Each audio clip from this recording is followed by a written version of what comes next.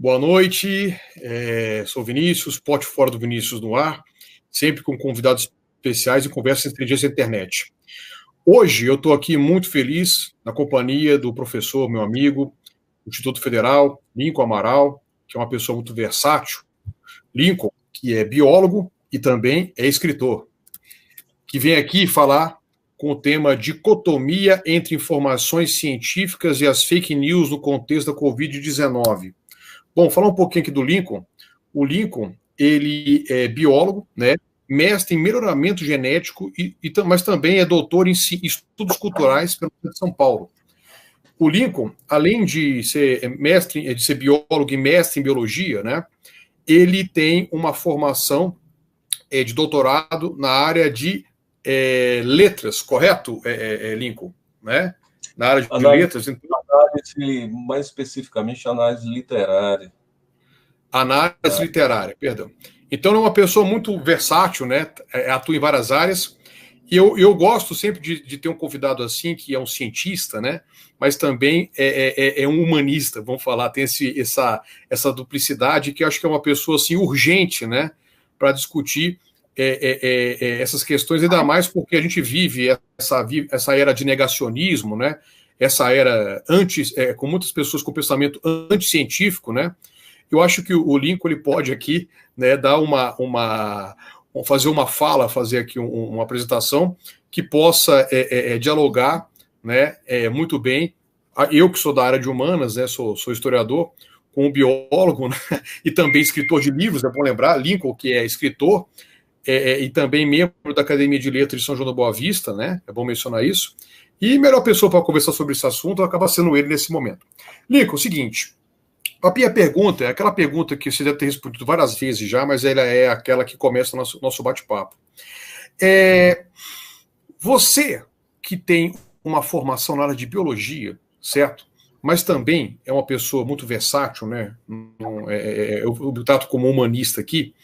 Como é que você compreende esse momento de negacionismo, de anticiência? Você que, inclusive, né, que conhece muito bem a biologia, ao contrário de mim, como é que você vê esse cenário no Brasil e no mundo também? Porque o Brasil não é o único país a praticar esse negacionismo, lembrando que os Estados Unidos da América, os negacionistas lá também são bem numerosos. Boa noite, Nico. Agora é com você. Pode falar. Boa noite, meu querido amigo Vinícius. Eu queria dizer que para mim é uma grande honra estar aqui na presença já desse célebre canal. Eu acho que o Vinícius vem fazendo um trabalho, eu venho acompanhando o trabalho, venho acompanhando as lives dele. Eu acho assim que você tem assuntos muito ecléticos, muito interessantes para todos os gostos, tá? E eu acho que o Vinícius está fazendo, sério mesmo, meu amigo, acho que você está fazendo uma inovação na comunicação aqui da nossa região, porque você dá voz para muitas vozes distintas, né? Isso é muito importante.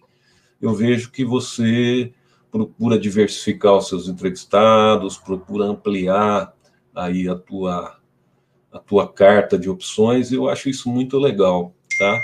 Inclusive abarcando temas da cultura, inclusive abarcando temas aí também da ciência, de uma série de questões que eu tenho gratamente acompanhado e fico muito honrado de estar aqui no nosso querido portfólio do Vinícius, né?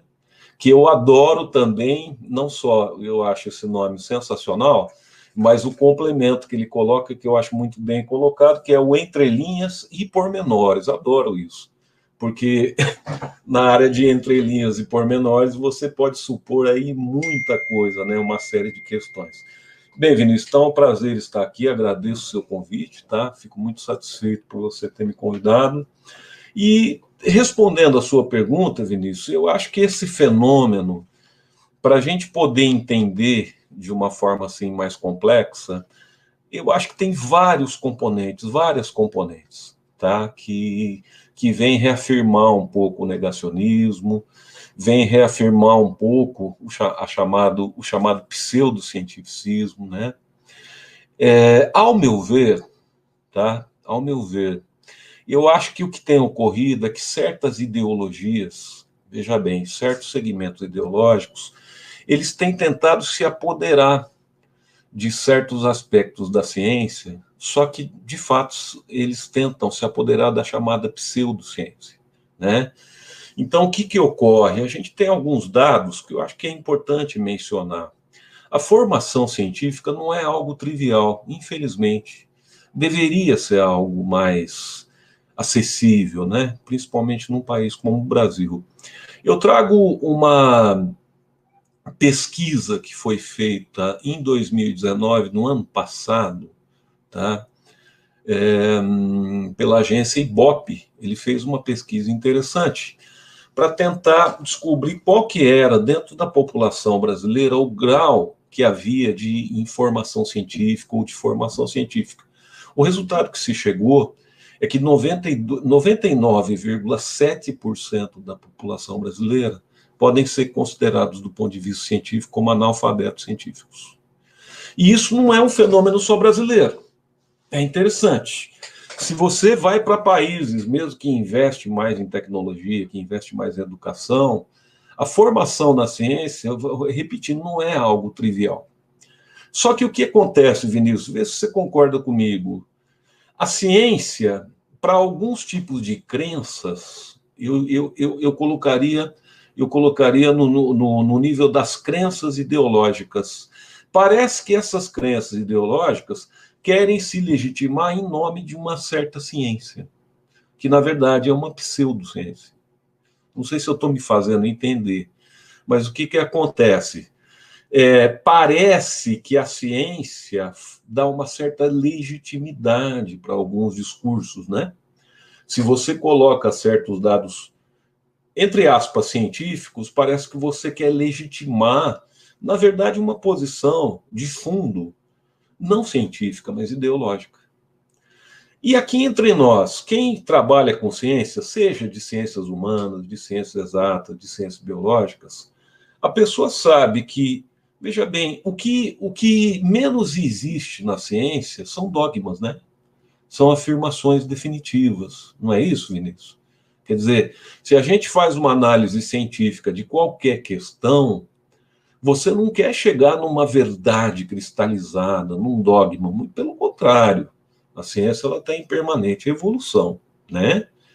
Só que o que acontece? Surge uma estratégia de marketing sedutora, que eu repito, ao meu ver, é de fundo ideológico, político, e não de fundo científico, aonde se tenta legitimar certos discursos, eu diria, extremados, tá? Extremados, tentando dar uma chancela para esse discurso de científico. Então, na minha opinião, eu acho que passa um pouco por aí, sabe, Vinícius? E passam, enfim, se a gente puder dialogar nesse sentido, saber o teu feedback, se você quer perguntar mais algo sobre o assunto, eu estou à sua disposição. Perfeito. O pessoal que está aqui também, peço para dar um like. Quem estiver no Facebook, compartilhar esse vídeo na sua linha do tempo. Quem estiver no YouTube, para curtir, para se inscrever no canal, se não conhecia aqui, esse é o convite aqui para o portfólio. Não, Nico, perfeito. É que assim, na verdade, o que chama atenção é que, eu vou ser sincero com você, quando o atual presidente soltou aquele comentário que era uma gripezinha, eu nunca esqueci a data, acho que foi no dia 25 de março, né? Nós tínhamos mais ou menos umas 2 semanas de lockdown. Quer dizer, lockdown que não foi lockdown, né? De fechamento en passant. Eu, na ocasião, pensei comigo, Bolsonaro não é mais presidente do Brasil. Na hora, o que veio na minha cabeça foi isso. Porque como é que o cara fala isso? Aí depois a gente se surpreende que depois de, vamos falar assim, 8 meses, né? São 8 meses já, quase batendo 9 meses.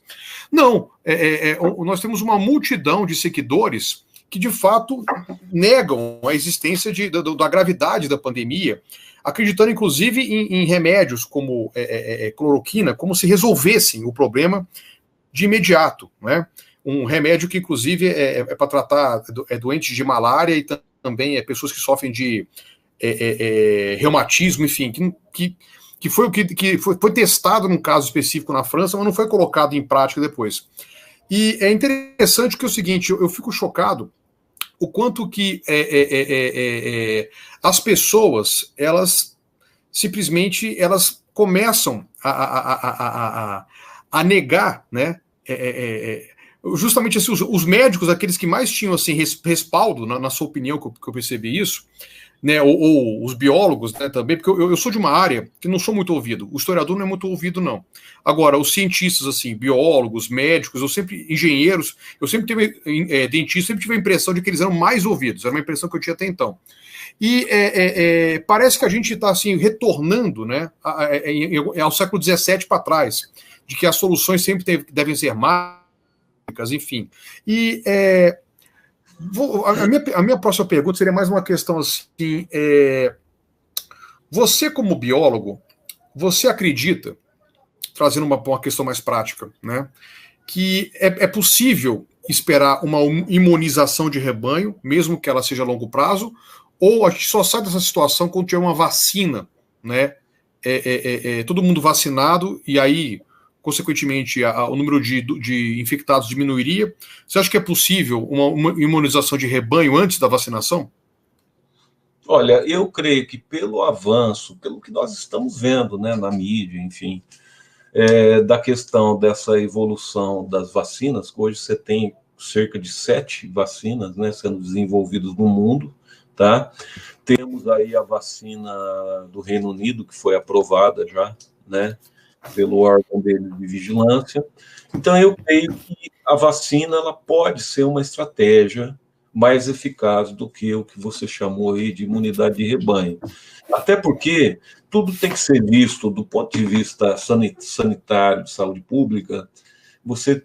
Talvez você tenha que analisar pelo que vale mais em termos de poupar vidas, né? Então, assim, até você atingir essa imunidade de rebanho, que alguns cientistas calculam em torno de 65%, 70%, alguns falam em 80%, qual seria o custo em mortes, né? Então, infelizmente, desde o início, as pandemias convivem com o ser humano desde o hominídeo, né? Desde os nossos ancestrais. A gente tem certas pandemias aí, em múmias egípcias, por exemplo, que você pega de 2.000, 3.000 anos atrás, que você pega e você nota lá certas chagas naquelas múmias preservadas, que é de uma doença, de uma pandemia. Essa questão, infelizmente, da quarentena, enquanto não se tem uma imunidade, tá? Que é algo que pode parecer, assim, antigo, infelizmente, é o único tipo de atitude que vem dando resultado no sentido de você poupar vidas e, principalmente, poupar a questão, tá, dos leitos disponíveis para a população, né? Essa é a grande questão. Quer dizer, o que a pandemia coloca em jogo, na realidade, é a disponibilidade hospitalar nossa, né? Então, é como se um vírus ele tivesse, através de uma queda, assim, daquele joguinho de dados, né? E um vírus, poxa vida, um ser que a gente, né, o ser humano, na sua arrogância, digamos assim, antropocentrista, a gente considera a natureza tão dominada, né? E a gente costuma considerar que nós estamos acima da própria natureza. Caramba, vem um vírus e abala a ordem mundial, né, Vinícius? Abala a ordem mundial. Então, eu acredito, neste momento, respondendo objetivamente a tua pergunta, que o caminho talvez mais indicado seria, de fato, a imunização via vacina. Mas é importante comentar, nós temos limitações de produção, de armazenamento, de distribuição, né? É muito importante dizer, porque parece que surge aí uma certa euforia, certo? Em que as pessoas começam a abrir um pouco guarda, né, em relação à perspectiva de uma vacina. Olha, eu vi ontem uma notícia bastante preocupante. O Ministério da Saúde brasileiro, ele não tem ainda seringas para aplicar uma possível vacina no Brasil, tá? Você não tem o básico. Então, é uma logística extremamente complicada, sofisticada, é um custo alto, né? Mas eu acredito que o caminho seja a vacina. Quando você, Vinícius, se você me permite uma outra observação, quando você fala desses fake news, você fala, poxa, Link, parece que a gente está retrocedendo, né? Assim, isso não é só um fenômeno brasileiro, isso é um fenômeno internacional. E eu acho, Vinícius, na minha humilde avaliação, que o fenômeno das redes sociais, da internet, talvez seja a ação mais corrosiva que o capitalismo vai exercer na sociedade moderna. Me parece, assim, uma distopia total, uma vitória total do capitalismo. Por quê? Porque você cria bolhas de desejos, né? Bolhas de desejos através de algoritmos. Então, o que acontece? As pessoas, elas querem ser, na verdade, elas querem que os seus desejos se mantenham. Eu vejo muito por aí. Eu acho assim, qualquer discurso que afete a tua crença, o teu desejo, a tua bolha, entende? Ela soa como uma agressão. Então nós estamos vivendo uma fase, na minha opinião, muito doida, entende? Muito louca. Por quê? Porque você cria grupos de indivíduos que se autossatisfazem em cima dos seus desejos, das suas convicções. E me parece que para isso existe um certo vale-tudo, inclusive utilizar da pseudociência. Você deve lembrar, em cima da cloroquina que você falou, de uma postagem, parece ridículo, mas enfim, eu acho que é didático e que explica um pouco o que a gente está falando. Uma moça, cerca de 2 meses ou 3 meses atrás, uma militante de um partido de extrema-direita do Brasil, ela propõe que as pessoas comecem a tomar água tônica como forma preventiva da SARS-CoV-2, né? Como forma preventiva ao Covid-19, baseando-se na ideia de que, como eu tenho quina, né, que faz parte da composição aí desse refrigerante, em tese, se eu tomar esse refrigerante, eu estaria, de fato, prevenindo. Veja bem, isso é muito sério. Isso pode parecer engraçado, exótico, pode parecer, assim, uma coisa esquisita, a gente ri, mas isso é muito complicado, porque existem pessoas que acreditam nisso. Eles estão numa bolha de convicção, entende? É isso que eu acho muito complicado. É por isso que eu entendo que o que está ocorrendo é uma segregação de grupos. Você tem grupos que, na verdade, usam da ciência para satisfazer os seus desejos, na minha concepção. O único probleminha é que a ciência não foi feita para atender desejos de ninguém, né? A ciência é uma coisa fria, difícil, complicada. Então é muito mais fácil eu dizer que é uma gripezinha. É muito mais fácil de eu dizer, de me afirmar como um indivíduo, querer até afirmar, eventualmente, né, a sua própria masculinidade. Certos indivíduos agem dessa forma, né? A sua virilidade, dizendo assim, não, eu não pego porque eu sou viril. O recado é um pouco assim. O recado é um pouco assim. Ou seja, é uma aposta na confusão, é uma aposta, de fato, que eu acho que é feita, e eu acho, muitas pessoas falam assim, isso é ignorância. Eu não acho que isso é ignorância. Eu não acho que isso é ignorância. Eu acho que isso é muito bem pensado, isso é muito bem bolado ideologicamente, tá? E quando a gente fala que essas figuras aí caricatas que a gente tem dessa política atual, né? Não preciso nem dizer o nome, que eu acredito que alguns de vocês vão se identificar com esse tipo de personagem que eu estou falando. Essas figuras caricatas nos Estados Unidos, no Brasil, em certos países do leste europeu, não é? O que acontece? Eu não acho que elas são ignorantes, não. Eu acho que elas fazem, na verdade, toda uma montagem ideológica, todo um discurso bem pensado ideológico, vendendo uma pseudociência que não existe e que atende aos desejos daquelas pessoas que os ouvem e os seguem. Entende? Então é mais ou menos assim. Eu posso falar o absurdo que eu quiser, Vinícius, mas eu estou na minha bolha. É um pouco assim. Eu odeio tudo que não é da minha bolha. Se você for da minha bolha, eu te ouço. Se você não for da minha bolha, eu vou ser sectário com você, Vinícius. Eu penso que passa um pouco por aí. Você tem razão. Estava aqui anotando um monte de coisa aqui que você falou. Primeiramente, fantástica a sua análise aqui da questão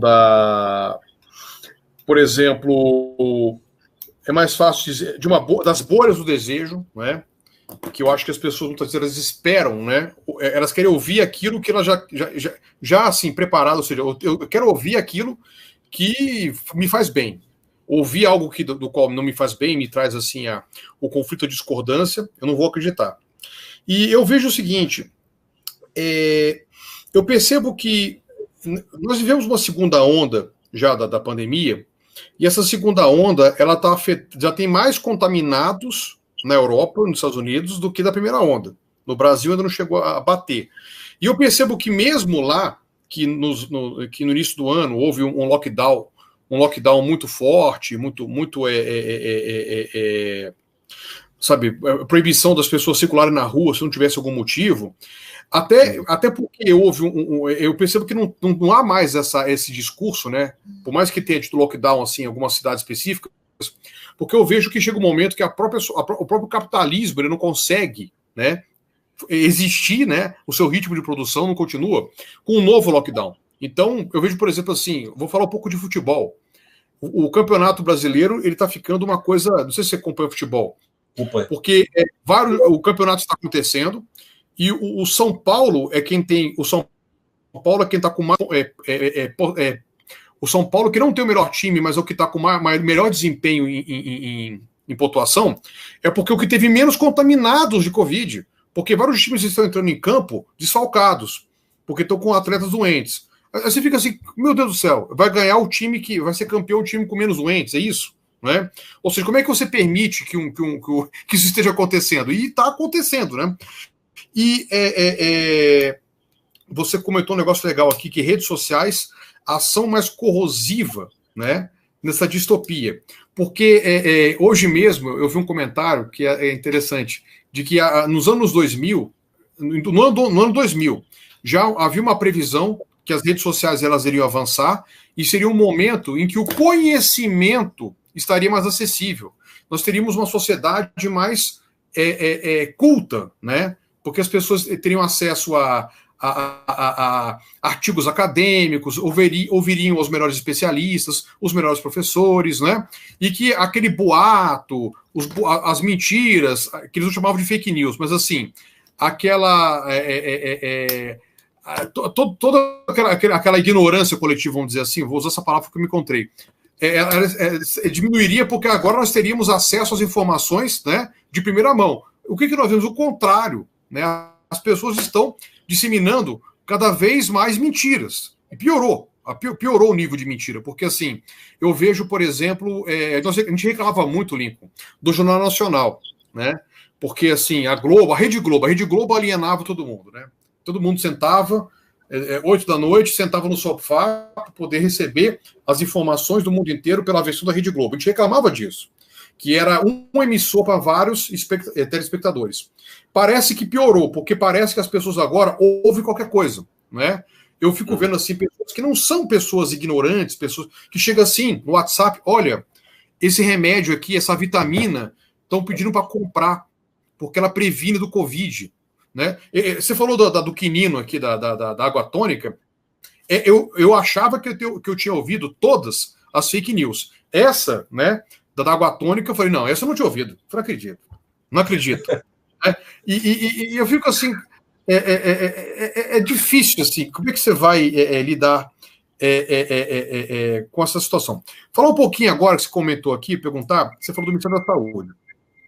Aí você comentou que não há seringas suficientes. E, recentemente, testes de Covid que deveriam ter sido utilizados venceram. O Brasil gastou milhões por esses testes. Em relação a essas informações das vacinas, né, de como cada estado está se enchendo, enfim, você sabe de outras informações que a respeito da falta de seringas, também dos postos de saúde? Como é que você está acompanhando isso aqui? Eu tenho acompanhado com certo ceticismo, viu, Vinícius? Porque eu acho assim, eu acompanho um pouco, eu sou biólogo, me interesso muito para a parte ambiental, né? E eu comparo um pouco com a atuação do governo na área ambiental. Eu acho assim, que por convicção, o governo, ele não quer preservar o ambiente, por convicção ideológica. E também acho que existe uma ala desse setor do governo que não acredita em vacina também, tá? Então, assim, existe um movimento anti-vacina que é um movimento importante hoje no mundo. E nós sabemos que alguns militantes ali, digamos assim, do establishment do atual governo, são totalmente anti-vacinas. Por exemplo, o ministro da Saúde, que é um general, né, que não é um médico, não tem nenhum tipo de formação científica e tal, ele ontem, talvez para agradar seu chefe, ele citou um fato que eu achei muito sério, muito, do ponto de vista de saúde pública, muito preocupante, que é o fato de que a vacina é importante, mas que também é muito importante se buscar o medicamento. Veja, isso é uma crença, entende? Isso é uma crença. Isso eu acho que exemplifica bem o que a gente estava falando. Essas crenças que vão sendo, assim, de certa forma, vendidas como verdade, elas vão se tornando verdades, tá? Para certos grupos. Por quê? Eu entendo, se você me permite um pouco, Vinícius, dar uma viajada um pouco em cima do que você falou, tá? Mas eu acho assim, ó, que as redes sociais, você falou assim, poxa, Lincoln, a gente imaginava que as redes sociais o pessoal ia ter mais acesso à cultura, né? Que é realmente, você tem razão, a gente imaginava mesmo, né?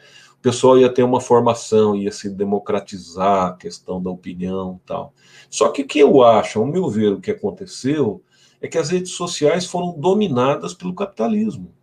Quer dizer, na realidade, eu acho que as redes sociais, ou a internet, ou todo esse mundo virtual, ela serve, na verdade, qual é a finalidade que existe primeira, na minha opinião, das redes sociais? É a questão econômica, a questão do consumo. Então, na realidade, eu acho que não é solto essa questão de você ter bolhas, isso é pensado. Isso é pensado. Os grupos de desejo são grupos consumidores, né, Vinícius? São grupos de potenciais consumidores. Então, o que eu acho é que essa ferramenta fantástica, maravilhosa, uma coisa incrível, nós estamos aqui, ó, podendo utilizar, desfrutar disso, né, para ter esse papo tão bacana que a gente está tendo, mas eu acho que ela foi desvirtuada totalmente por uma estratégia do capitalismo contemporâneo. Ou seja, o capital, ele percebe aonde que ele pode entrar pesado, e eu acho que entrou pesado aí. Então, ao meu ver, hoje, tá, o que eu falei para você, eu tenho uma visão um pouco, assim, talvez, eu diria, um pouco pesada, mas ao meu ver, as redes sociais, hoje, elas são um grande meio de venda de mercadorias. Na verdade, eu acho que a finalidade é essa, entende? Então, tudo bem, você atende outros grupos, mas se nós formos atrás dos nossos artigos científicos, Vinícius, que a gente tem interesse, vai ter também lá para a gente, porque eles têm a nossa caracterização, produto para a gente comprar também. Então, assim, a internet é democrática no seguinte sentido, ela atende a todos, entre aspas. Eu diria, ela vende a todos. Perfeito. Aqui, realmente, você tocou um papo interessante, fato interessante, que é o seguinte: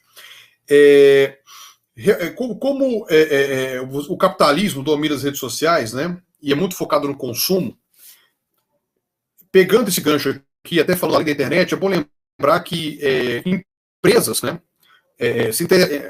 no caso, você tem um interesse nos Estados Unidos, né, muito claro, pela venda de cloroquina por empresas, né, que faziam um lobby para poder vender esse remédio nos Estados Unidos. E o Brasil comprou cloroquina dos Estados Unidos, nesse momento, né, também por uma campanha do Trump. É interessante isso, ou seja, e essa coisa de você vender um emplastro, vender a cura, isso alimenta muito os desejos das pessoas. Eu me lembrei agora, lembrando, né, esse ano louco que a gente está vivenciando ainda, pastor Valdemiro, que estava vendendo um propósito, que era uma semente, que era um propósito, né, ou seja, que eu acho que é aquela do poder mundial de Deus, né?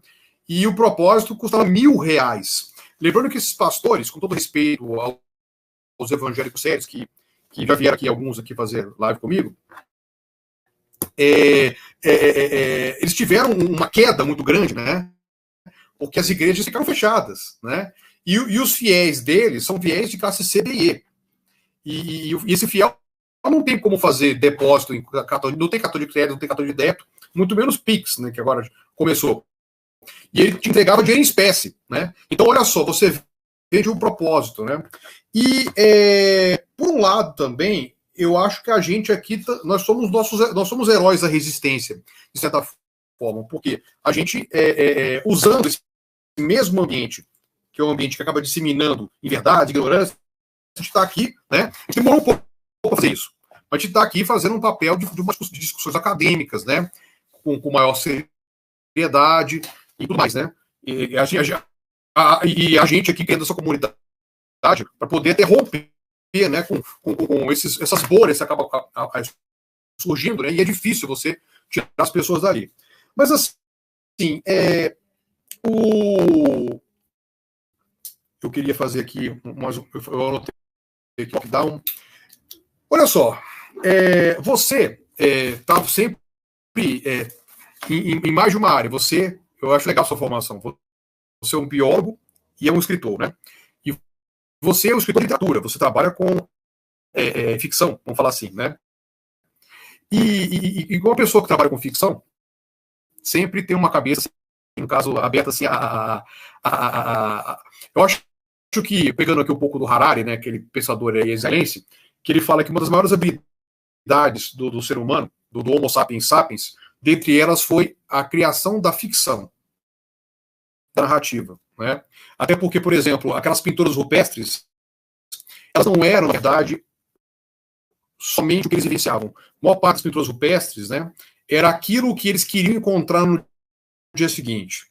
Eles queriam encontrar uma manada de bisões, de búfalos para poder matar, mamute, enfim, pesca, tudo aquilo que eles queriam ver. Nem sempre estão vendo aquilo. E como é que você, na verdade, como biólogo, né, e também escritor, pode falar, você falou um pouquinho mais.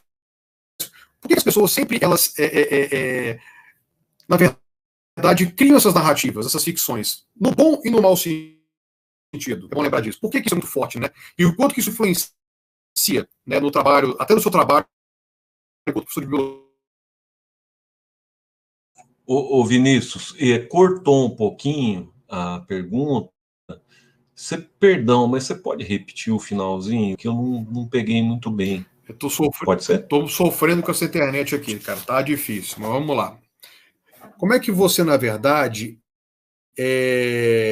como escritor e como biólogo, você analisa essas ficções que as pessoas acabam criando, né, em torno da cura, da expectativa, né, e também como é que você, na verdade, vê isso influenciar até no seu trabalho enquanto biólogo? Porque assim, eu vou até falar um pouco mais, porque eu sou também professor de filosofia, né, e a gente também trabalha com os métodos científicos ao longo da história, vamos dizer assim, o que foi o racionalismo, depois o empirismo, tá certo?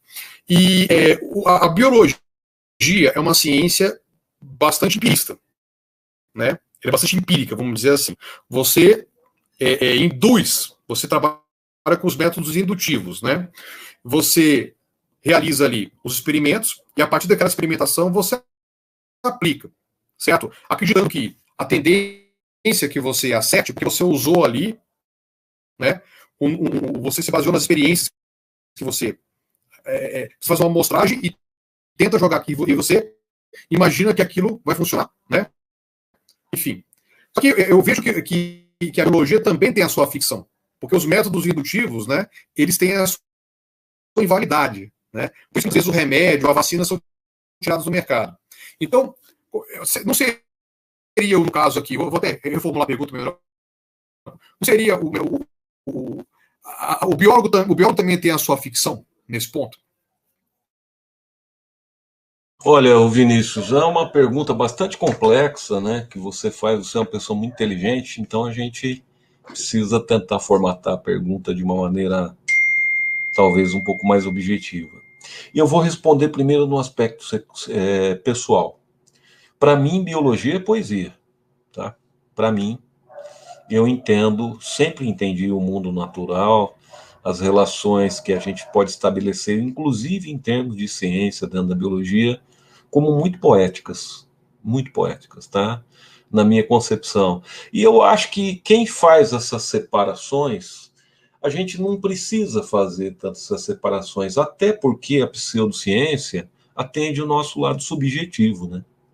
Então, assim, eu acho que existe, de fato, em relação a isso, uma campanha de marketing muito forte que tenta atender, digamos assim, o racional e o subjetivo ao mesmo tempo das pessoas, na minha concepção, entende?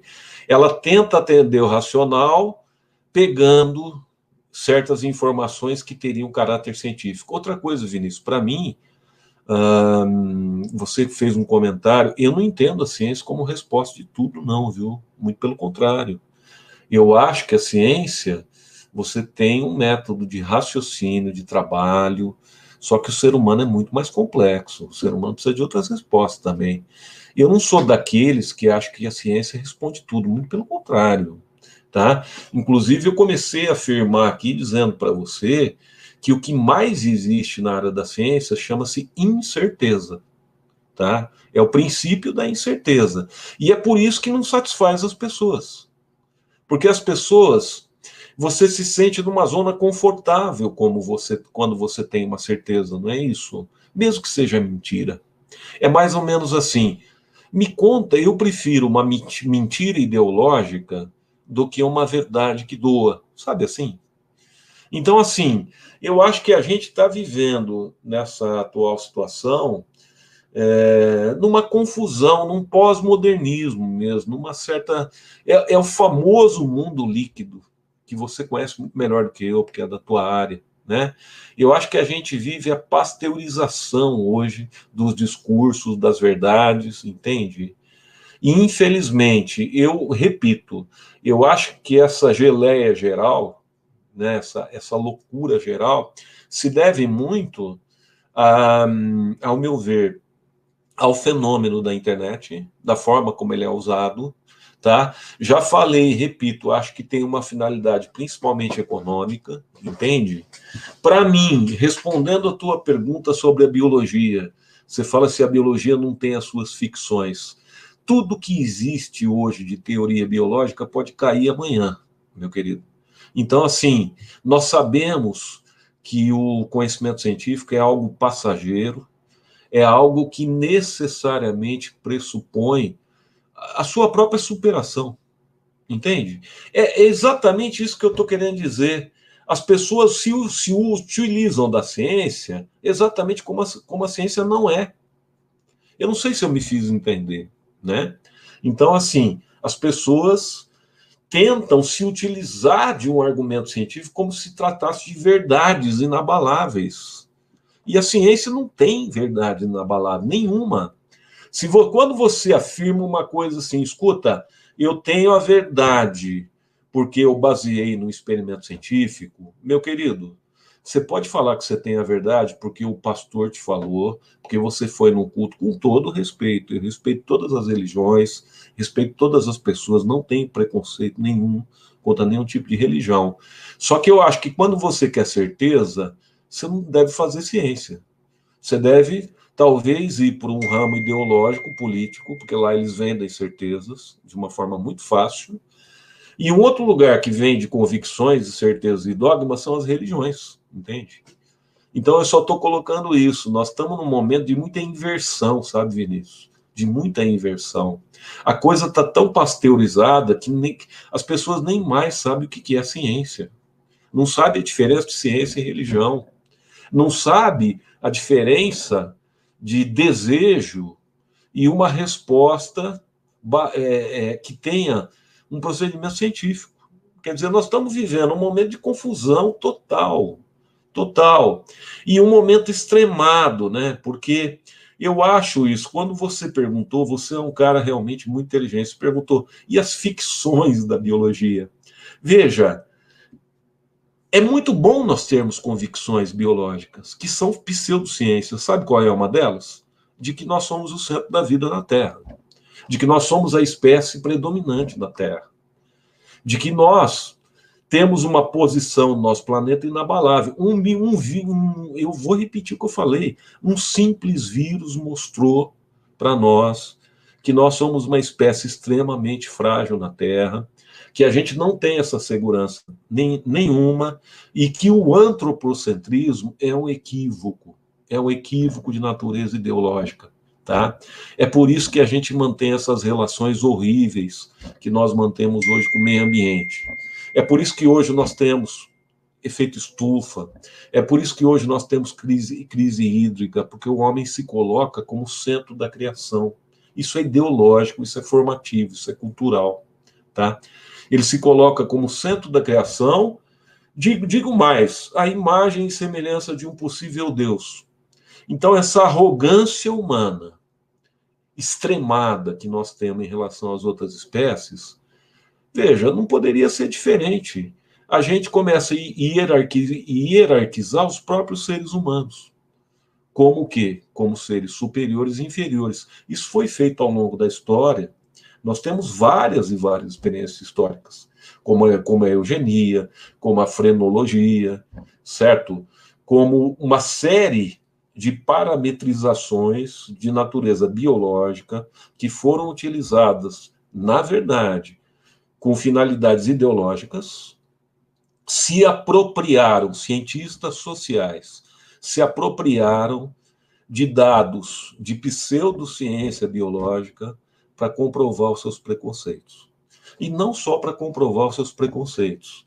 Inclusive, se utilizaram disso para justificar o genocídio contra a mulher, o genocídio contra os indígenas, o genocídio contra as populações negras, tá? Todos os genocídios, para eu matar alguém, é muito mais fácil eu ter uma justificativa de natureza biológica. Inclusive, a escravidão, por essa lógica, era vista como um favor que você estaria, um favor civilizatório, digamos assim, que você estaria fazendo aos escravos. Então, ao meu ver, o buraco é bem mais embaixo. É bem mais embaixo. O ser humano precisa primeiro se enxergar que ele não é o centro da criação, ele não é o centro da vida na Terra, e muito menos a Terra é o centro do universo. Isso eu acho que já passou, né? Apesar de alguns dizerem agora que a Terra é plana. Quer dizer, então, nós temos aí uma outra tese. Quer dizer, não só a Terra é o modelo, né, que a Terra é o geocentrismo, a Terra é o centro do universo, como inclusive ela é plana. Então, assim, Vinícius, perdão se eu falei muito, se ficou um pouco embolado o que eu falei, tá? Mas eu acho que o que está ocorrendo hoje, a palavra chama-se inversão. Queria agradecer o seu comentário aí, a sua educação de falar inteligente e depois formatar, que eu tenho consciência que eu sou uma pessoa prolixa. Na verdade, eu fui mais prolixo do que, na verdade, peço perdão aqui ao pessoal que está assistindo e a você por ter sido muito prolixo, que eu tinha a pergunta aqui preparada, quis fazer uma no meio, aí eu acabei me perdendo, peço perdão. E também agradeço e elogio você conseguiu me responder mesmo assim naquilo que eu esperava, assim, não é que eu esperava ouvir, né, esperava ouvir no sentido de que não, você compreendeu o que eu quis perguntar. E eu queria comentar que é o seguinte, quando você, da questão da ficção, é aquele reconhecimento de que as ciências como um todo, elas possuem a sua limitação. Quando eu quis fazer esse assunto para cá, Lincoln, não é a brecha que, então eu posso acreditar em qualquer coisa. Não é isso. É de que, assim, de fato, os cientistas, os biólogos, os médicos, qualquer gente da área o historiador também é um cientista, né? É um cientista humano, mas ele é um cientista também. Eles têm a sua limitação, sim. E realmente, quando você tem, por exemplo, no século XIX, isso é muito forte, essa arrogância do cientista, né? Porque eu vejo que quando tinha-se uma visão tanto mais metafísica, mais essencialista do mundo, havia ainda por mais que fosse um subterfúgio religioso, ainda existia uma relação muito clara de criador e criatura. Não sei se você consegue me entender, né? Ou seja, de que você faz parte de um todo, né? E quando você, na verdade, começa a colocar você reforça o outro, você reforça ainda mais o antropocentrismo em cima da racionalidade, que é uma consequência direta do iluminismo, cria-se aquela ideia de que a ciência pode tudo. E eu acho que a arrogância ela é até maior nas ciências humanas nessa época. Por exemplo, quando você tem a sociologia, todo respeito à sociologia, você tentar explicar a sociedade cientificamente. Perceba que o nome sociologia, por mais que os sociólogos do século XX sejam. Eu tenho amigos sociólogos aqui, claro que me vê, porque eu sou um autor que eu sempre gosto de mencionar, até porque o Marx, para mim, não é um sociólogo, ele é um filósofo, um pouco enfim. Mas eu vejo o seguinte, que a palavra sociologia é uma palavra arrogante, porque você vai tentar explicar a ciência, a sociedade cientificamente. A antropologia, você tentar explicar o ser humano, a cultura, também cientificamente. Olha que arrogância dizer isso. Né? E em cima disso, você vê, né, até mesmo uma categorização dos seres humanos dessa forma. E detalhe, o negacionismo, ele é também assim. Por que pareça, a gente sempre fala que associa ao negacionismo a um aspecto religioso, por exemplo. Se a gente avaliar friamente, o negacionismo ele tem consigo também essa arrogância. E também tem essa eugenia. Quando você vê dono do Madeiro, né, ou o Justus, que chegou a dizer, não, mas vai morrer 5 mil velhinhos. Mas 5 mil velhinhos morrem todo ano. Né? Aí ele até falou assim, você acha que o moleque que mora na favela, que pula no esgoto, vai ficar doente? Vai nada. Né? Ou seja, ele está assim, tratando o assunto... crianças que pulam no esgoto, né, faz parte do... Isso já é uma coisa assim, natural, né? Por que você tem que se preocupar com elas? Aí você fica assim, meu Deus do céu. Na verdade, eles estão ali refletindo, né, todo esse pensamento arcaico dessa ciência arrogante. Né? É chocante isso. E eu vejo que quando a gente assume que as ciências exatas, por mais que elas se baseiem em resultados empíricos, que eu aqui, ela tem que reconhecer a sua limitação, né? Até para que ela sempre continue, né, crescendo, para que as pessoas continuem pesquisando, as pessoas continuem estudando, né? E eu vi que aconteceu muito isso com aquele biólogo lá, seu colega, o Yatila Yamarino, que pegaram uma fala dele que ele disse que em agosto, se não fizessem nada, seriam 1 milhão de mortos. Ele falou assim, se não fizessem nada, fizeram as coisas, fizeram. Né? Só que aí as pessoas ficaram malhando o rapaz na internet. Viu? Morreu 1 milhão. E agora? Você contou mentira e tudo mais. E primeiro que é uma acusação infundada. Né? E segundo que também há uma limitação naquela previsão que o cientista faz e tudo mais. Eu vejo dessa forma. Não sei se eu fui um pouco mais claro agora. E obrigado por conseguir me responder, mesmo se uma pessoa um tanto por.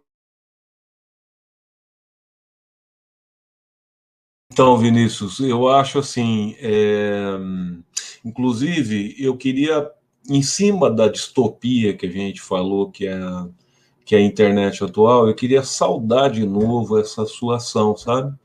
Eu acho que você está plantando essa atuação desse canal aqui, são sementes, são coisas importantes, sabe?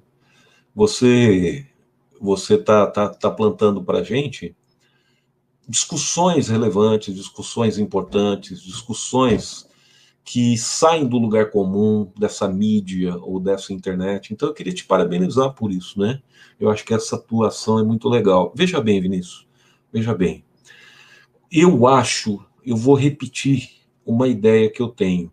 Eu acho que não é a arrogância das ciências humanas que você citou, não é a arrogância da ciência, é da pseudociência. Eu quero tentar deixar muito claro essa linha divisória entre aquilo que a gente chama de ciência e aquilo que a gente chama de ciência, de pseudociência. O que eu chamo de pseudociência? É a manipulação de dados científicos para justificar crenças ideológicas. Então, eu não sei se eu fui claro. É quando você manipula dados experimentais, empíricos, tá? Porque dados podem ser manipulados. As pessoas, os cientistas, são seres datados historicamente, têm preconceitos, têm convicções, vivem numa sociedade. O cientista é como qualquer outra pessoa. Tá? Eu tenho vários colegas que a gente trabalhava o dia inteiro no laboratório, chegava à noite, um ia para o terreiro de Umbanda, porque o que o Vinícius falou é verdade. A ciência não tem a pretensão de atender todos os anseios humanos. Muito pelo contrário, entende? Tem certas questões humanas que não é a ciência que atende, que você tem outros setores que atendem. Só que, eu queria deixar claro uma coisa, ao meu ver, a ciência é manipulada ideologicamente. Eu vou repetir, tá? Nesse período do século XIX que o Vinícius citou, houve talvez o lançamento de um dos livros mais importantes para a história da humanidade, em 1859, chamado A Origem das Espécies, que foi escrita pelo Charles Darwin, o eminente evolucionista Charles Darwin. O eminente evolucionista Charles Darwin, ele fez a teoria dele para a natureza e não para a sociedade humana. Precisa ficar muito claro, entende? O próprio Darwin colocava isso insistentemente. Só que, naquele período, no contexto do positivismo, no contexto que havia de que a ciência, inclusive a ciência natural, tá? Ela deveria ser a forma de explicar tudo, certos pseudocientistas começaram a caracterizar, parametrizar o ser humano, dividindo o ser humano numa hierarquia de grupos superiores e inferiores.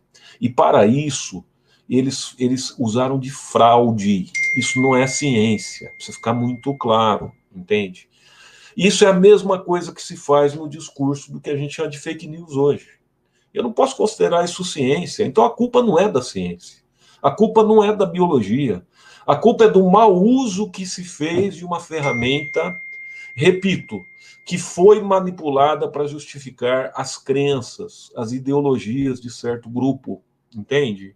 Para justificar, inclusive, certos processos históricos sociais. Tá? Quando os portugueses chegaram no Brasil, em 1500, estima-se que havia uma população de 5 milhões de índios no Brasil. Hoje nós temos 200 mil índios. Como é que chama isso, o nome disso? Isso é genocídio. É você pegar uma cultura e exterminar uma cultura. Veja bem, os ideólogos, eles querem se utilizar de um discurso que, inclusive, seja um discurso de natureza biológica para justificar os seus preconceitos, para justificar os seus estigmas, para justificar, na realidade, a opressão econômica, social, enfim. Então, eu vou repetir para vocês mais uma vez. Não é a ciência que errou. A ciência foi manipulada ideologicamente. A corrosão que se faz, eu repito, é misturar a ciência com ideologia, porque elas não se misturam, é óleo e água. A ideologia atende a outros anseios do ser humano. A ideologia precisa pisar num solo, num não lugar, num solo utópico. A ideologia precisa atender aos seus desejos, entende? A ciência não atende a desejo nenhum. É por isso que as pessoas têm tanto pavor da ciência. Porque se você for, de fato, ter um pensamento científico, olha, o Vinícius sabe disso. Muitos médicos, muitos biólogos, eles são muito mais pessimistas do que a população em geral. Não é, Vinícius? Porque o pessoal sabe que o caminho, não existe caminho suave, entende? Não existe caminho suave. Existia uma cartilha, eu sou muito velho, né? Então, quando eu estudava, existia uma cartilha lá, para a gente chamava Caminho Suave, para você aprender a ler. Uma cartilha que nem existe mais. As pessoas querem hoje um caminho suave, que atende os seus desejos. Pode criar o seu caminho suave, mas não usa a ciência para isso. Porque senão você vai deformar a ciência como já fizeram, entende? A ciência, a culpa não é da ciência.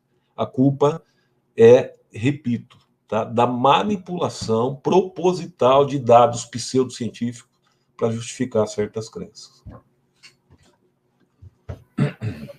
Cara, você responde tão bem cada pergunta que eu faço que até esgota o que eu vou pensar para perguntar em seguida. Você responde depois.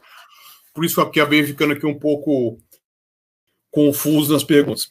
Mas assim, eu vou preferir aqui fazer um comentário aqui, aí em cima você rebate, que é o seguinte, primeiramente, eu concordo com você realmente da questão da pseudociência. Só que eu só queria mencionar o seguinte, que no século XX, vamos falar assim, que a escola de Frankfurt, que filósofos que trabalhavam com outros temas, trabalhavam eles são, na verdade, digamos que muitos deles ali perseguidos e fugitivos do nazismo, né? E que depois, enfim, tem a sua produção, vão acabar escrevendo bastante nos 50, 60, né? Mas, assim, eles, na verdade, com a teoria crítica da sociedade, quando falavam da razão, eles mencionavam a questão da razão instrumental, de que a razão ela foi instrumentalizada, né? E como se a razão fosse um mero instrumento. E a razão não é um mero instrumento. A razão, na verdade, ela tem toda uma complexidade que você não pode, por exemplo, instrumentalizar a ponto de você conseguir fazer tudo a partir da razão. Você está me entendendo? É em cima disso. E isso acaba sendo, isso acaba convergindo com o que você chamou de pseudociência. É bem bacana isso. E aí eu destaco o seguinte, é o que também caracteriza o fundamentalismo religioso. O fundamentalismo religioso, Lincoln, que é o que está em voga. Se você, por exemplo, não, porque eu vou vender um propósito para você de R$1.000 que você vai se abençoar, não vai ter Covid. Isso é fundamentalismo. Isso é fundamentalismo. Você dizer que, não, eu sou atleta, nada vou temer. Isso é fundamentalismo. Porque o fundamentalismo religioso, ele é pseudocientífico, porque você lê um texto sagrado, um conjunto de textos, vamos falar assim, escritos há mais de 2.000 anos, em épocas diferentes, com traduções que variaram ao longo do tempo. Aí você tem ali o quê? A verdade da palavra. Né? E se você avaliar friamente, os primeiros teólogos, né, do final do Império Romano, início da Idade Média, São Agostinho, depois dá um salto aqui, olha que eu não estou vários aqui que eu poderia mencionar, São Tomás de Aquino, e até mesmo todos os intelectuais, teólogos da Igreja Católica, eles não liam, né, os textos assim. Nem mesmo Martinho Lutero e Calvino liam a Bíblia assim, certo? Olha como é que o fundamentalismo ele é moderno, ele é arrogante. Porque, por exemplo, você tem discussões hoje em dia que existiam no passado, né? E questão, por exemplo, que envolvia deixa eu ver assim, na verdade, claro, o debate clássico, né? Que você citou o Darwin aqui. Por isso que eles se incomodam tanto com a questão da origem das espécies, né?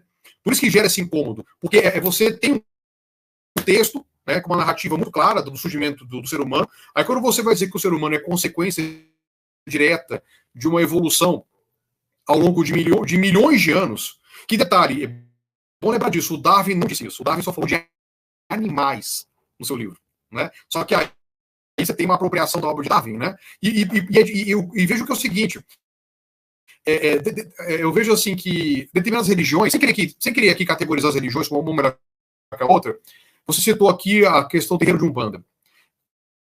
A Umbanda, assim como o Candomblé, eles têm as lendas deles, né? Eles têm as lendas, né?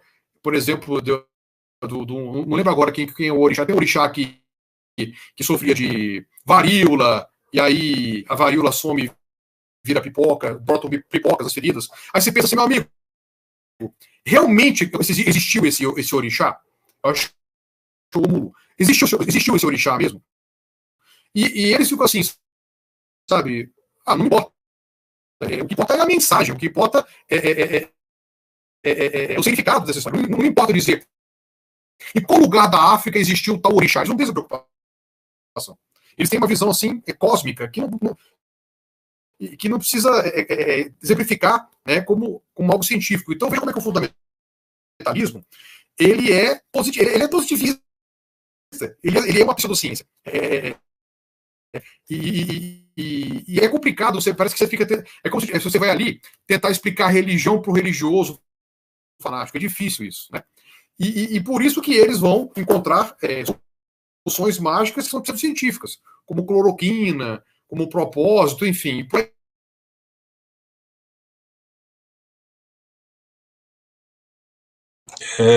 Vinícius, posso falar? Posso? Você já concluiu? Deve falar. Posso? Deve falar. Olha, Vinícius, perfeito, Vinícius. Você, de fato, é muito eclético, você trabalha com muitos conceitos, eu fico... Inclusive, eu acho que esse lado filósofo seu é uma coisa muito legal, que você define, né? Essa questão desse grupo filosófico que você definiu, eu já li alguma coisa, eu acho bem interessante também. E acho que toda explicação deve passar por aí. Agora, pensando um pouco na epistemologia do conhecimento, eu acho que a gente precisa separar algumas coisas, tá? Em primeiro lugar, pensamento religioso não é pseudocientífico. Não é pseudocientífico. São locais diferentes do conhecimento humano, tá? Então, assim, o aspecto religioso, ele é o aspecto mágico, ele atende o aspecto místico, e ele, via de regra, nas religiões, você tem certos dogmas, ou que você crê ou não, a priori, entende? E eu acho que as religiões atendem, com certeza, uma demanda de espiritualidade do ser humano, do chamado Homo sapiens, desde sempre. Se nós pegarmos um traço das culturas, que são várias, muitas, você tem uma diversidade na espécie humana enorme, né? Todas têm alguma forma de religião. A forma de religião, a forma de mistificação, a forma de tentar ter um entendimento, tá? Para além do aspecto das experiências empíricas e tal, que é o lado religioso. Enfim, vamos separar as caixinhas. Religião, religião, ciência, ciência. São dois tipos de coisas diferentes. E a gente pode trabalhar isso na epistemologia. Você consegue separar esses ramos do conhecimento, entende? O que é complicado é a religião querer usar argumentos científicos. Não dá, entende? Não dá por quê? Porque é crença, é fé. A ciência não se baseia na fé, a ciência se baseia na refutabilidade, tá certo? O princípio da refutabilidade. O Vinícius hoje me faz uma comprovação sobre o vírus SARS-CoV-2, o mutante coronavírus, que está provocando a nossa atual pandemia. Tá?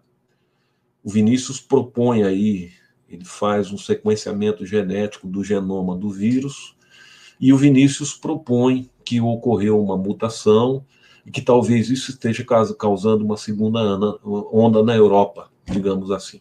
Tá? E o Vinícius vai publicar um trabalho. O que o Vinícius falou vai ser checado e questionado no mundo inteiro pelos seus pares. Inclusive, os seus pares vão procurar repetir o que o Vinícius fez no mundo inteiro para ver se os resultados do Vinícius têm alguma validade. Isso é ciência. Tá? Então, a ciência é uma busca de uma comprovação. Nós estamos falando de um vírus que não tem nenhum ano de convivência com a humanidade. Tá? Vocês sabem que o processo de produção de uma vacina convencional, em média, ele leva 12 a 13 anos para você desenvolver com sucesso uma vacina. Tá? Eu falei que o vírus virou a ordem mundial. Né? Nós que somos tão poderosos, não é isso? A imagem e semelhança de Deus, a gente invade os biomas, a gente arrebenta com a natureza, entrando em todos os lugares, em todos os santuários. O homem levou, possivelmente, esse vírus para um mamífero, possivelmente chamado pangolim, né? Algo parecido com... Ele é um gambá asiático. O homem era o vetor do corona, que causava um resfriadinho. Não é gripezinha, não, tá? Era um resfriadinho, tá? E aí, o que aconteceu? Você teve, se alojando ele num mamífero, tá? Esse vírus sofreu mutação e voltou para o ser humano. Então, assim, nós que somos tão poderosos, não é? Nós que somos seres semideuses, eu diria que o ser humano se encara como um semideus, entende? Um vírus provou que a espécie humana é extremamente frágil no planeta. A história da vida no planeta tem 3 bilhões de anos, 3 bilhões e meio de anos. A Terra tem 5 bilhões. O homem está aqui há 150 mil anos. É uma espécie muito nova, muito recente. Inclusive, tão recente que não deu tempo da gente formar raças humanas, viu? O conceito de raça é uma ficção. é uma ficção biológica. O conceito de raça é uma criação cultural, tá? Aceita-se o conceito de raça se você estiver fazendo alguma tese cultural. Porque, do ponto de vista biológico, raça é uma ficção, é uma grande ficção. Não teve tempo de especiação para o ser humano, 150 mil anos só, o nosso ancestral mais antigo, tá? Alguns falam 200. Eu já li um dia desse que acharam um fóssil de 300 mil anos. Que seja 500 mil anos. Isso no tempo geológico, isso é ridículo, entende?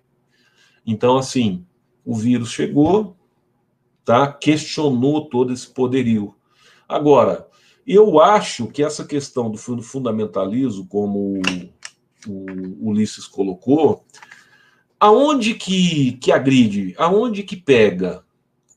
Quando, eu vou repetir, para suas bolhas eles tentam passar informações científicas.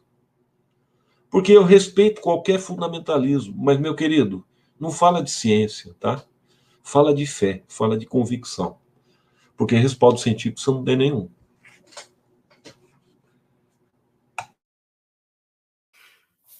Só para clarear aqui, não sei se eu fui muito claro no que eu quis dizer, que assim, eu concordo com você, realmente, o conhecimento religioso não é nem pseudocientífico, né? Ele é o religioso. Só que o fundamentalismo, né? O fundamentalismo, ele teria essa característica, o fundamentalismo. O fundamentalista não sabe disso, mas tem. Aí é bom, vou mencionar até a bibliografia sobre isso, que é da historiadora Karen Armstrong, que tem um livro chamado Em Nome de Deus, que ela fala sobre a história do fundamentalismo do final do século XIX até o século XX, né? E que não trata, obviamente, de epidemias, mas assim, fala do fundamentalismo cristão, judeu e islâmico, né? Eles assim caminhando cada um na sua estrada, né? E óbvio que se encontrando, né? Tendo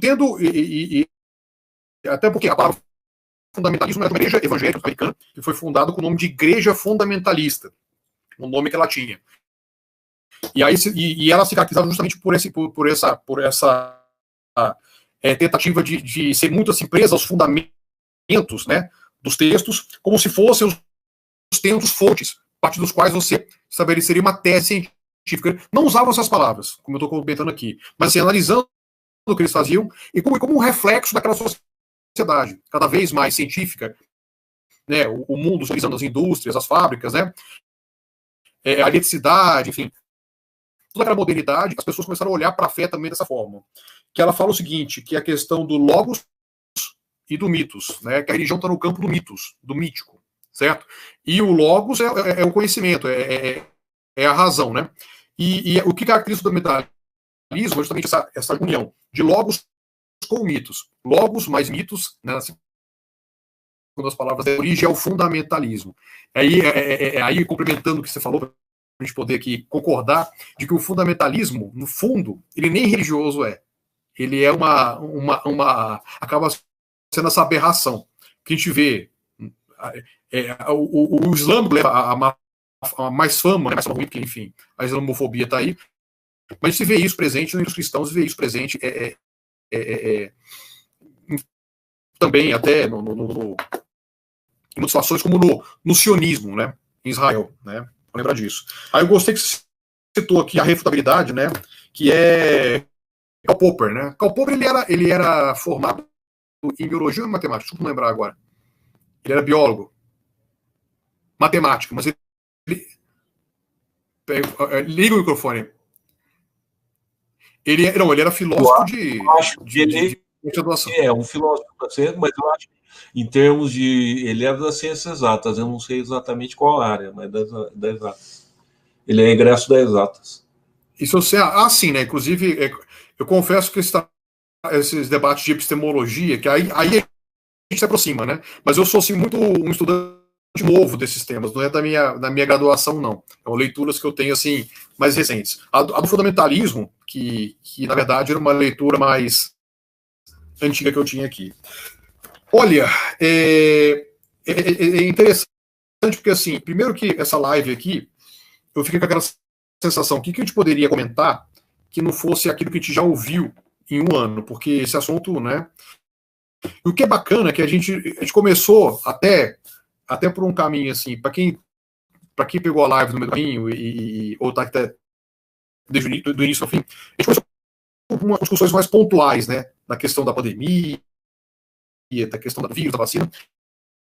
A gente avançou um tema, né, de ecologia, né? Questão da religião, que eu achei legal porque que temas que não estão tão presentes, assim, não foram tão discutidos assim, a gente conseguiu trazer aqui e ficou muito bacana.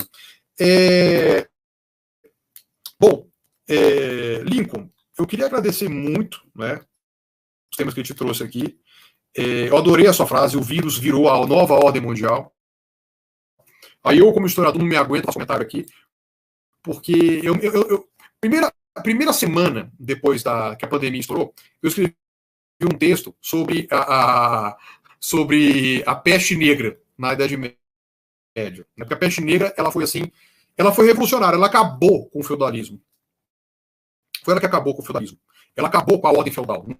Não de uma hora para outra, mas assim, depois da peste negra, a ordem feudal ela foi dissolvendo e o Estado centralizado, absolutista, começou a nascer, né? Também graças a uma epidemia. Ela foi fundamental para isso.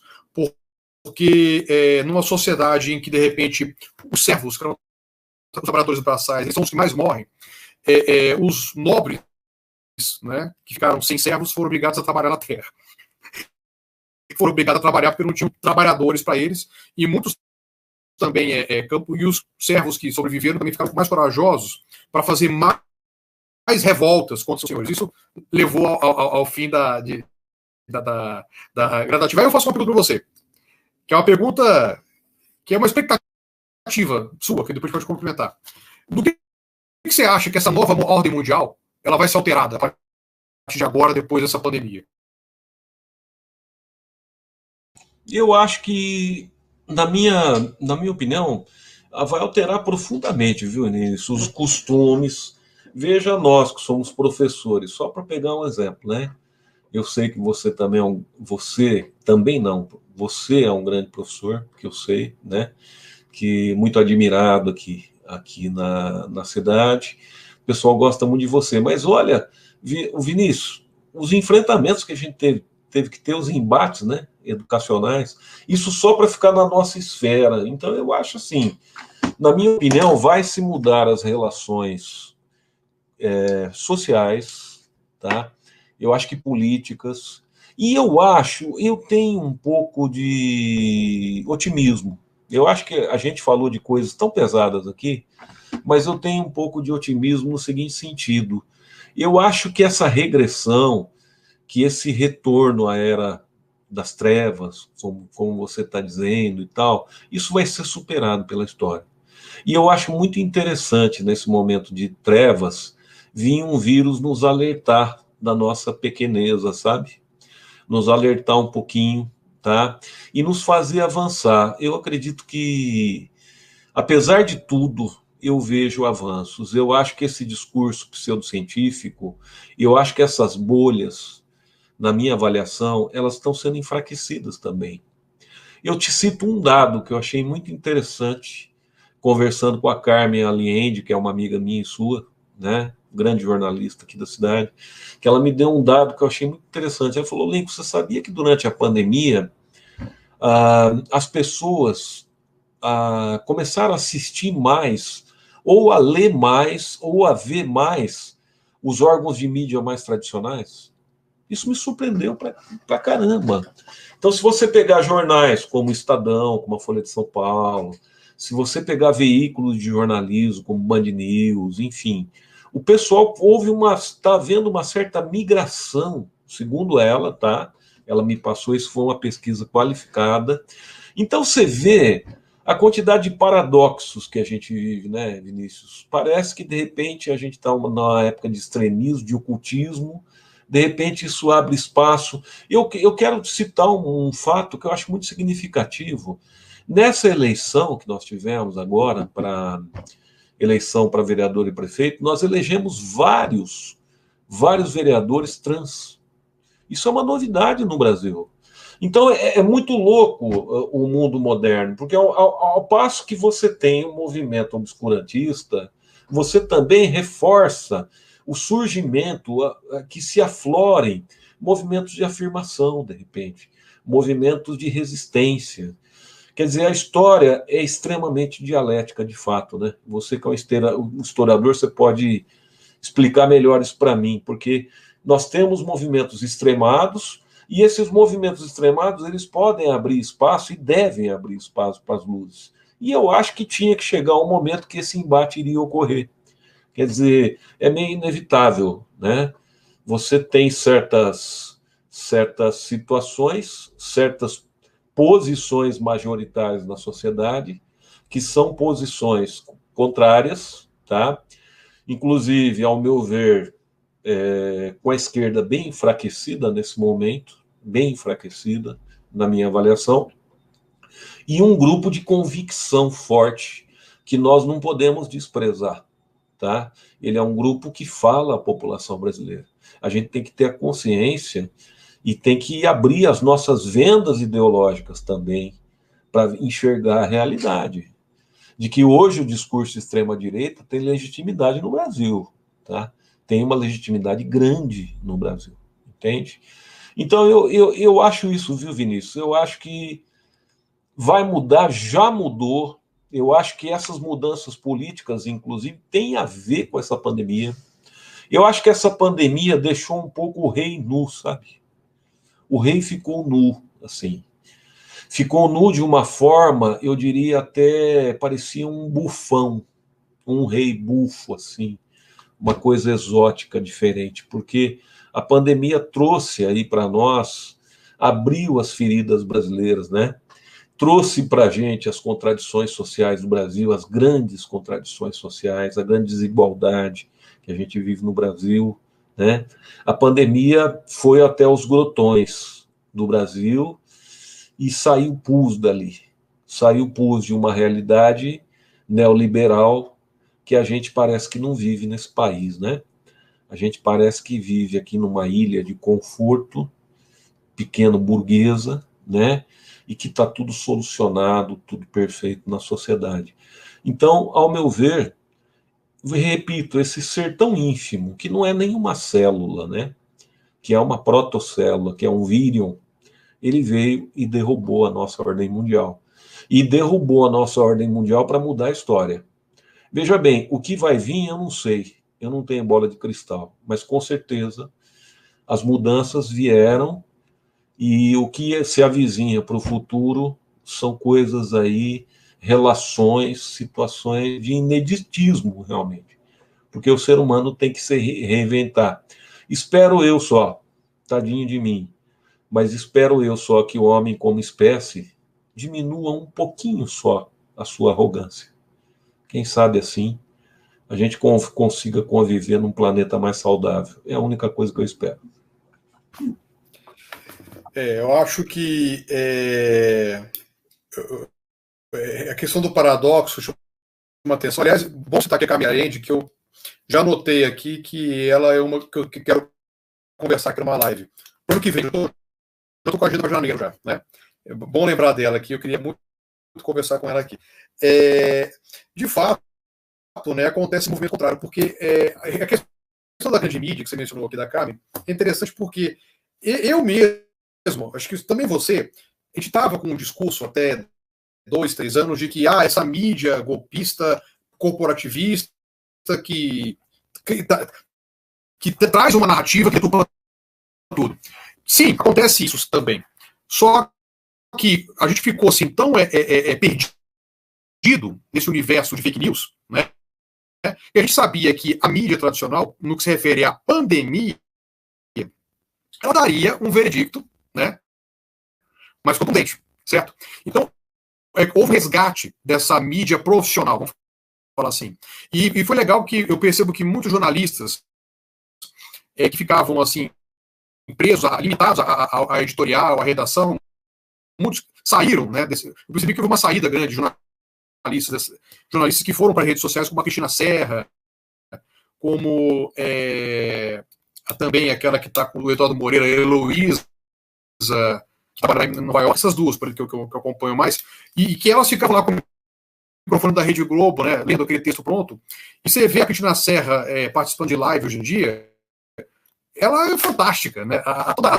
Todo o conhecimento que ela tem, a seriedade, e o quanto que ela é. A gente sente uma segurança no que ela apresenta, né, no que ela discute. Então, a gente está, na verdade, fazendo uma reavaliação daquela crítica muito pesada que a gente fazia a essa mídia mais profissional, vamos falar assim, porque a gente fica perdido vendo amadores. O que é chocante, que eu percebo, você vai passar por isso, a sua área também, é que, assim, diversas vezes um aluno vem para mim e fala, professor, esse cara, ele é legal, ele manda um moleque um adolescente comentando filosofia.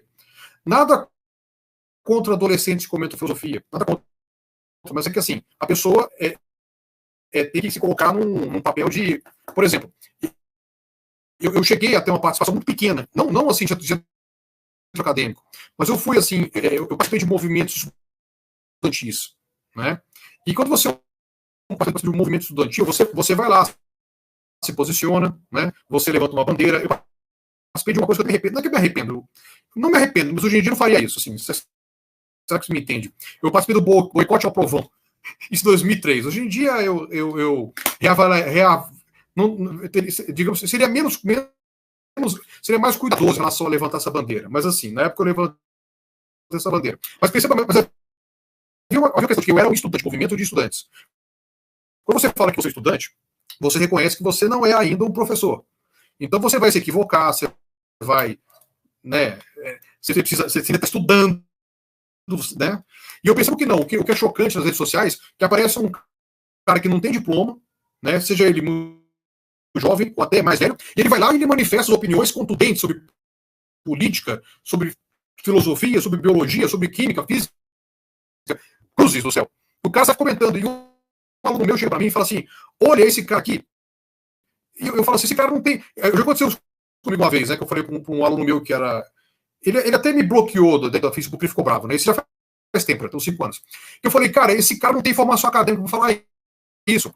Aí ele falou assim, nossa, como você é preconceituoso, você só quer ouvir o opinião de quem tem diploma, que preconceito contra quem tem diploma. Eu falei, não, cara, não é isso.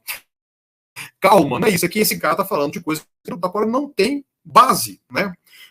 Vou citar aqui o Lula, parece meio fora de coisa, vou citar o Lula, por exemplo, ele, para quem não sabe, ele nos anos 80, ele teve aulas particulares de economia, de política. Ele não tem diploma, mas ele teve aulas particulares de economia, de política, de geografia, de história. E foram aulas fantásticas. Ele teve aula de história com o Bebeto Júnior, geografia com o Milton Santos, sociologia com o Florestan Fernandes, né? Olha que aulas fantásticas, né? E ele se colocou, porque queriam fazer. Ele falou assim: eu preciso aprender. E tem uma parte famosa, pessoal curiosa, que, desculpa, abrir demais, que ele chegou pro Florestan e falou assim: Florestan, eu agora queria ter aula de português. Eu falei assim: você não tem aula de gramática já? Não. Eu quero ter aula de aprender a falar português direito. Que eu falo com a dicção eu tenho uma dicção ruim, né? Eu sou um trabalhador, eu falo, né? Ele queria até fazer treinar a oralidade, enfim, a fazer fonoaudiologia, né? E o Florestan falou, não, você tem que falar assim, cara, você tem que falar com o linguajar do povo, né? Você fala com o linguajar do povo, mas você aprende a teoria aqui com a gente. E isso mostrando o seguinte, que é a humildade, né, de alguém, né? Ou seja, eu preciso sempre estar aprendendo. A gente tem que ser muito humilde nisso, né? Até porque eu fico chocado, né? Eu tenho 40 anos. E que eu tenho muito mais dúvida do que certeza. Eu fico chocado com jovens de 20 que têm certeza de tudo. Eu fico chocado. Tudo bem que eu também tive minha fase de ter certeza de mais coisas do que hoje em dia eu não tenho, mas é que eu vejo que isso em função das redes sociais. Nossa, eu não falei o que eu queria falar aqui, eu estou falando demais. Posso só fazer um comentário sobre o que você falou? Claro. Posso fazer só um comentário? É um comentário meio jocoso, mas é um comentário. Depois que veio a pandemia, você reparou quantos especialistas em virologia, em saúde pública, em sanitarismo apareceram? Milhões! Do dia para a noite, as pessoas se tornaram especialistas, Vinícius. As pessoas afirmam com convicção o que você deve fazer para combater a doença. Da noite para o dia, Vinícius. É impressionante. Esse vírus ele fez mais uma metamorfose, mais uma magia. Ele transformou bilhões de pessoas da noite para o dia em especialistas na área de ciência biológica. É impressionante, cara. Impressionante. E é curioso que é o seguinte, é que eu já fui taxado de arrogante várias vezes, né, na minha vida. Confesso que eu vou falar um pouco vou brincar, que é astrologia. Eu sou escorpião com ascendente em leão. Eu sei que o horóscopo aqui me desfavorece, né? Me torna uma pessoa um pouco. Não vou dizer que a astrologia é correta, mas enfim, eu tenho esse mapa astral. Escorpião com ascendente em leão, né? Mas assim, muitas vezes eu percebo o seguinte: não é que você arrogante é aquela pessoa que ela quer dizer que ela sabe mais do que o outro.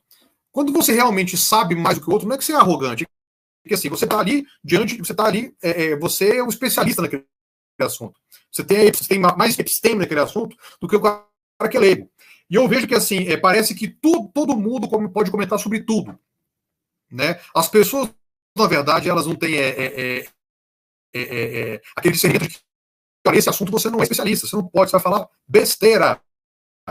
Né? E muitas vezes eu até me vi falando besteira, né? Por exemplo, uma vez eu vou te contar isso, faz tempo já, tem uns 15 anos. Eu quis comentar biologia para uma bióloga e eu citei o Drauzio Varela, que ele fazia aqueles quadros fantásticos. E ela falou assim: não se baseie em Drauzio Varela. Drauzio Varela está citando situações assim, mastigadinhas para o público leigo entender. Mas só que ele comete alguns equívocos, viu? Ele comete equívocos. Porque, assim, às vezes a pessoa vem com um professor de história, ou um filósofo das redes sociais, ou até mesmo da televisão, para poder comentar com você e falar assim: meu amigo, esse cara, ele é equivocado. Mas, por um lado, que eu queria só comentar aqui, de fato tem um paradoxo, porque eu vejo que muita gente se mexeu. Uma coisa boa está aparecendo aí. A gente está se mexendo. Eu terei uma convidada trans aqui para uma live, dia 21 de dezembro, que eu estou citando aqui, tá? Que é uma bombeira trans, né? Trabalha como bombeira. Enfim. E já trouxe também aqui o debate LGBT de um modo geral. Mas, assim, eu acho que eu vou fazer um comentário aqui, um tanto chocoso. Tem que tomar cuidado com o meu comentário. Eu acho que a gente vai sentir uma nostalgia dessa época no futuro. Você me entende? Porque, assim, eu acho que os anos 2010, 2020, eles foram um pouco os anos 60. Anos de tensão, né? Anos, assim, turbulentos. Que aconteceram muitas coisas trágicas e horríveis. Como na década de 60 aconteceu. Guerra do Vietnã, ditadura militar no Brasil. Só que muita coisa boa também foi produzida naquela época. Aquilo assim, incentivou as pessoas a produzirem coisas melhores. Né? Eu acho que até no campo das artes, assim, no campo do cinema, muita coisa boa apareceu. E eu acho que nos anos 90, por exemplo, havia um marasmo, né? As coisas estavam meio paradas, assim. Não havia, assim, uma crise, uma coisa que influenciava a gente. Bom, desculpa falar bastante aqui. Lincoln, vou deixar agora para você fazer suas considerações aqui. Se eu não perguntei uma coisa que você queria falar, se você queria comentar aqui, fica à vontade. Bem, pessoal, eu quero iniciar a finalização, novamente agradecendo ao Vinícius e novamente reforçando essa iniciativa dele, que isso se espalhe, viu? Se espalhe entre outras pessoas, entre alunos, entre os mais jovens, né? Que a gente se abra para ouvir coisas novas, né? Que a gente seja menos arrogante, como o Vinícius falou. Talvez o que é ser menos arrogante é você poder olhar para aquilo que é diferente e ouvir, pelo menos, né? Pelo menos ouvir o que ele tem a dizer. Porque, às vezes, aquilo que ele tem a dizer pode agregar para você, né? Eu queria só resumir esse papo dizendo que tudo, para mim, que o Vinícius falou, confirma a bolha dos desejos, né? As bolhas dos desejos. Então, a gente vive hoje em ilhas da internet, onde a gente reafirma os nossos desejos E nós não podemos ser contrariados em nada das nossas convicções, dos nossos desejos. Nós não podemos ouvir, nós somos crianças mimadas, tá? Que adestra o seu ouvido a um discurso e a gente só ouve o que quer. Eu acho que é mais ou menos essa contradição da vida moderna, sabe? A gente vive numa rede mundial, mas a solidão é muito profunda, eu acho. Eu acho que a solidão é enorme, entende? Porque você interage com o mundo inteiro, interage numa série de coisas, mas você pode ter uma vida fabricada, digamos assim. Ter uma vida ideal que você considere ideal, para também ser vendida como um produtinho, como os outros produtinhos que são vendidos por aí, tá? Ou seja, o mundo é feito de contradições, né, de embates. O vírus veio, só para tentar finalizar, o obscurantismo político está aí, abrindo talvez a tendência para novas novidades, de natureza talvez revolucionária, né? Talvez esse vírus traga alguma reflexão em torno dessa economia que a gente vive hoje, né? Porque é como diz o ditado, só tem uma pessoa que acha que o mundo pode ter um crescimento limitado sem haver nenhum problema, que são os economistas, né? Os economistas, alguns deles, acreditam que a natureza é infinita, que ela pode ser explorada, né? Que os recursos naturais, você pode, é aquela concepção antiga que está fortemente enraizada, digamos assim, no imaginário coletivo humano, né? Então, que esse vírus traga novas reflexões, traga novas possibilidades de convivência, de respeito, entende? Que as pessoas possam se ouvir de alguma maneira mais, que o sectarismo seja diminuído. E eu repito, desculpe, é uma esperança, que a gente possa olhar para o meio ambiente de uma forma diferente, tá? E eu acredito que se a gente olhar para o meio ambiente com uma forma diferente, a gente tem alguma chance enquanto espécie. Se não olharmos, eu não vejo muita chance, não. Muito obrigado, meu querido Vinícius. Obrigado pela oportunidade. Você já deu oportunidade lá para o nosso querido amigo Hélio Fuini, do Instituto Federal. Você é um parceiro nosso, né? É uma pessoa que a gente conta com você, tá? E agradeço muito essa oportunidade. Um grande abraço aí aos seus ouvintes. Não sei se é ouvinte que fala internautas, né? Aos seus internautas, ao pessoal que está seguindo a gente. Muito obrigado, pessoal, por terem a paciência aí de nos terem ouvido. E um agradecimento especial, por último, aí, mais uma vez, ao nosso querido professor Vinícius. Obrigado. Obrigado, Lincoln, tá? Peço perdão por ter falado em excesso aqui, eu costumo falar menos, o convidado sempre fala mais, né? Mas é que o Lincoln aqui ele acabou me instigando, assim, eu fiquei com vontade de me expressar, né? E eu confesso que essa live aqui, ela foi para um caminho que eu não imaginava, do qual eu gostei bastante, né? A gente puxou assuntos aqui de epistemologia, enfim, de ficção, né? Ele foi me induzindo, assim, o método indutivo aqui próprio de uma ciência empírica como a biologia, olha só como eu começo a viajar aqui, me induziram a isso, e eu fiquei aqui com essas perguntas no final, e eu gostei bastante aqui. Certo? Esse aqui, grande amigo, apareceu. Queria agradecer a quem aqui deu aqui o boa noite, né? Pedro Kabayashi, meu amigo, né? Conhece o Pedro também, Nico? Pedro Kabayashi? Não sabia que você conhecia. Quando eu comecei a dar aula, essa eu tenho que contar. A primeira turma de aula que eu dei na minha vida foi pro Pedrinho, o Kobayashi, lá em Campinas, tá? E, cara, minhas filhas ele é de lá, nasceram. Né? Ele é de lá. Quando minhas filhas nasceram, ele estudou minhas filhas com o filho do Pedro também na mesma escola. Sou um grande amigo da gente. Pessoa espetacular. Trabalhei com o Pedro na FEOB há uns 10 anos. Ele saiu faz tempo de lá. Ele estava aula de antropologia, ali para os cursos de sociologia, geografia e história, né? E a gente, mesmo não se encontrando com maior frequência como antes, a gente continuou de manter amizade. E eu dei aula para 2 filhos dele, né? recentemente a Helena, né, que está no cursinho também de aula esse ano. Estou dando aula, que o cursinho acabou. O cursinho vai até janeiro, por causa da pandemia. Os vestibulares aí estão atrasados e não se sabe se vão acontecer ainda essa data prevista.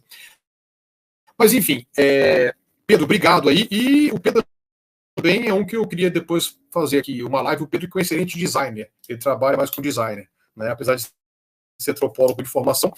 Mas é claro que ele leva o seu olhar de antropólogo também para a sua arte visual, vou falar assim, certo? Bom, galera, é isso aí. Uma boa noite. Obrigado demais. Gostei muito dessa live aqui, tá certo? E é isso. Um abraço a todos. Uma boa noite, um bom dia, boa tarde e para quem estiver assistindo a gravação. E é isso. Sábado à tarde, eu vou num horário diferente, um pouco uma experiência. Terei uma live que vai ser sábado às 2 da tarde, tá? Que aí está convidado também, Nico, uma live sobre a popularização da cultura coreana, que é uma estudante, tá? Do curso de letras, lá da Unipal, que é descendente de coreanos, a Marjorie Park, que já morou fora do Brasil, uma menina muito bacana, muito inteligente, que vai discutir um pouquinho sobre a popularização da cultura coreana, e trazendo também aqui assuntos, Lincoln, sobre a população de asiática no Brasil, né, a integração, como isso é pouco mencionado, né, por exemplo, até mesmo o caso de racismo, enfim, como que qual que é a fala deles também sobre isso, que a gente também deve colocar esse assunto em pauta, a gente não se esquece um pouco disso, né, ainda mais porque ela é descendente de coreanos, né, ela comumente é chamada de japonesa, no dia a dia, né, enfim, né, e a gente vai falar um pouquinho sobre esses temas também, temas polêmicos, beleza? Então é isso, gente, uma boa noite, tudo de bom e até a próxima live, ou um vídeo que eu vou gravar aqui. É isso aí. Tchau, tchau, muito obrigado.